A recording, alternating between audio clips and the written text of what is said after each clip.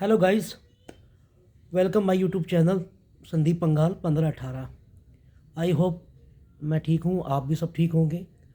और लास्ट मेरी बात हुई थी, कुछ बच्चों ने पूछा था कि नीट की 2000 यूजी नीट यूजी 2024 की प्रिपरेशन कैसे करें, क्या क्या सब्जेक्ट आते हैं, क्या क्या नहीं है। और काफ़ी लोगों ने पसंद किया, लाइक भी बहुत आया है, व्यू भी काफ़ी आए हैं।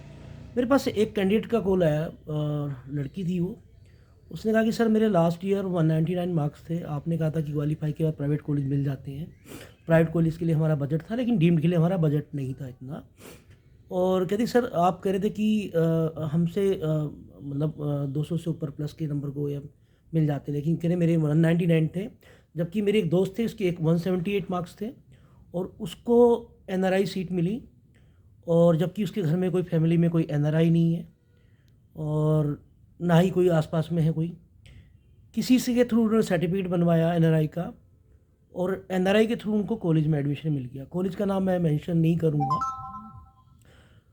तो एनआरआई के बारे में तो मैं ज़्यादा बात नहीं जानता, लेकिन मैं फिर भी बता देता हूँ कि कुछ शिकायत मेरे पास पहले भी आई थी एनआरआई को लेके। एनआरआई में लोग सर्टिफिकेट बनवा लेते हैं कॉलेज, जबकि रूल ये होता है कि आपको डॉलर में फ़ीस लेनी है। वो ये कह रही कि उस लड़की ने डॉलर में फ़ीस दी ही नहीं, उसने सारा कैश दिया है। यानी कॉलेज वाले ने डॉलर में लिया ही नहीं, सारा कैश लिया है। अगर ऐसा कोई स्कैम है तो ये तो पता होना चाहिए। दूसरा, गवर्नमेंट भी इस पे सतर्क है। देखो प्राइवेट में हुआ होगा, गवर्नमेंट में तो ये पॉसिबिलिटी है ही नहीं है।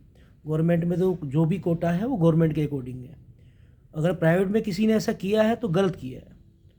तीसरा, बस मेरी एक ही रिक्वेस्ट है, आपके लिए मैं ज़्यादा कुछ नहीं कह सकता। सिर्फ मैं इतना ही कह सकता हूँ, आप मेल डालो, एमसीसी को डालो, एनएमसी को डालो, एनटीए को डालो। जो भी आपकी संस्था एग्ज़ाम कराती है, काउंसलिंग एमसीसी कराती है या स्टेट काउंसलिंग कराती है डीजीएमई, आप मेल डालो और उनको आप सजेस्ट कर सकते हो कि भाई आप एनआरआई उन्हीं को दो जो या तो 5 साल या 10 साल बाहर रह के आए हों, या उनका कोई ब्लड रिलेशन में एनआरआई हो, और उधर से ही आउट ऑफ कंट्री से ही पेमेंट आए कॉलेज के अकाउंट में, तो एनआरआई एलिजिबल है। अदरवाइज़ वो सीट कन्वर्ट करके हमारे इंडियन बच्चों को दे दी जाए, यह ज़रूरी है।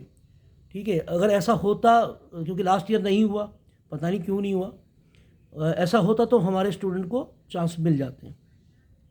तीसरा एक प्रॉब्लम और बताई कि एफएमसीजी का जो एग्ज़ाम होता है, जो बच्चे अब्रोड से एमबीबीएस करके आते हैं उनको फास्ट एग्ज़ाम देना पड़ता है एफएमसीजी का। तो उस वाले एग्ज़ाम में बच्चों का जो अभी मैंने अभी रिजल्ट आया है तो देखा है उसमें 88% या 80% बच्चे क्वालिफाई नहीं हुए। तो उस एक स्टूडेंट ने पूछा सर ऐसा क्यों होता है। यार ज़्यादा मुझे इस बारे में नॉलेज नहीं है, लेकिन थोड़ा बहुत बता सकता हूँ कि शायद इसलिए होता है कि हमारे यहाँ की एजुकेशन में और उनकी यहाँ की एजुकेशन में फ़र्क है। अलग अलग कंट्री का अलग अलग हिसाब है। जैसे हमारे यहाँ एमबीबीएस 4.5 साल की आपका स्टडी होती है और 1 साल की आपकी इंटर्नशिप होती है। उनके यहाँ 6 साल की होती है, जिसमें वो एमबीबीएस की डिग्री नहीं देते। कुछ कुछ कंट्री हैं जो एमडी की देती है। और मैंने लास्ट अपनी वीडियो में पहले ही बताया था कि इंडिया का जो एजुकेशन स्टैंडर्ड है वो यूके और यूएस को फाइट देता है, बराबरी पे है। ठीक है, मैं फिर से वही बात रिपीट कर रहा हूँ। तो आपके दो क्वेश्चन थे, एक तो ये एनआरआई वाला। एनआरआई वाले में आप सजेस्ट कर सकते हो कि भाई इस तरह से होता है। अगर ऐसा होता है तो उन्हीं बच्चों को सीट दी जाए जो ऑलरेडी या तो अब्रॉड में हो या उनके ब्लड रिलेशन में हो, जो उधर से पूरी फीस कॉलेज के अकाउंट में ट्रांसफ़र करे डॉलर में। ऐसा ना हो कि कॉलेज उनसे कैश ले ले, ये गलत है। ठीक है, क्योंकि इस तरह का कोई रूल नहीं है।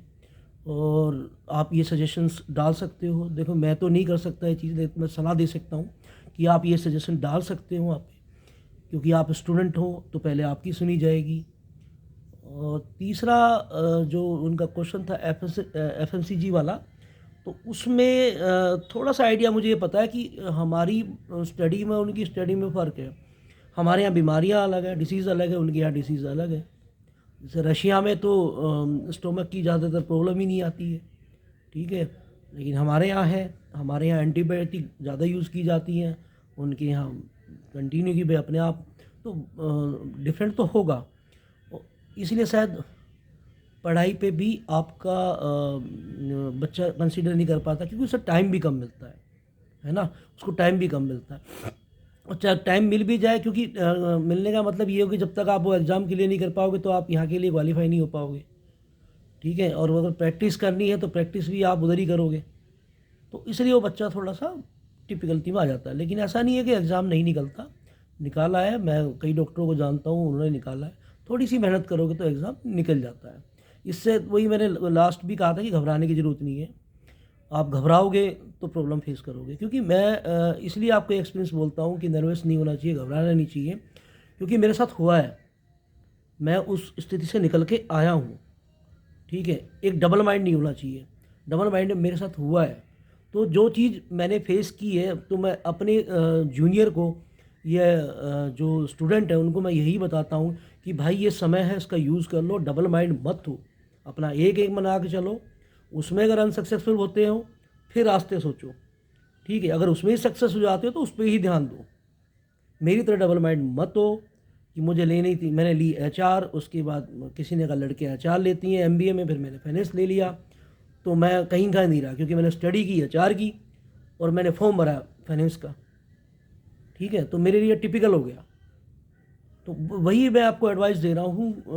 2005 की बात है ये, तब होता हो शायद, अब नहीं होता हो ऐसा, तब था ऐसा।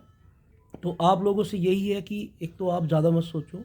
आपके लास्ट ईयर 199 थे, थोड़ी सी मेहनत करो, ये अबाउ 400 से ऊपर आ जाएंगे, कोई बड़ी बात नहीं है जब आप इतने ला सकते हो। मैंने तो ऐसे भी देखे स्टूडेंट क्वालिफाई नहीं कर पाते, तो आप प्लस में तो आ रहे हो। तो अब देखो कितने ऊंचे लेवल पे हो आप। थोड़ी सी मेहनत करोगे या और मेहनत करोगे तो आप 500 तक भी पहुंच जाओगे, 600 तक भी पहुंच सकते हो। कल लास्ट मैंने अपने ब्लॉग्स में यही समझाया था कि जो सब्जेक्ट मैंने बताए हैं बेसिकली एनसीईआरटी जो बुक्स आपकी 11th-12th की, यार पूरा बेस उसी का है। थोड़ा सा घुमाता फिराता है एग्जाम है, आंसर वही है। ठीक है, उसमें घबराना नहीं है। अगर समझ में नहीं आया उसको बाद में देखो, टाइम निकालो उसके लिए, आगे बढ़ो, जो ईजिली आ रहा है उसको करो। ठीक है, बाद में अपने 15 मिनट ऐसे रखो सेव करके कि भाई बाद में जो क्वेश्चन छूटा है उस पर ध्यान दिया जाए। 15 मिनट काफ़ी होते हैं यार।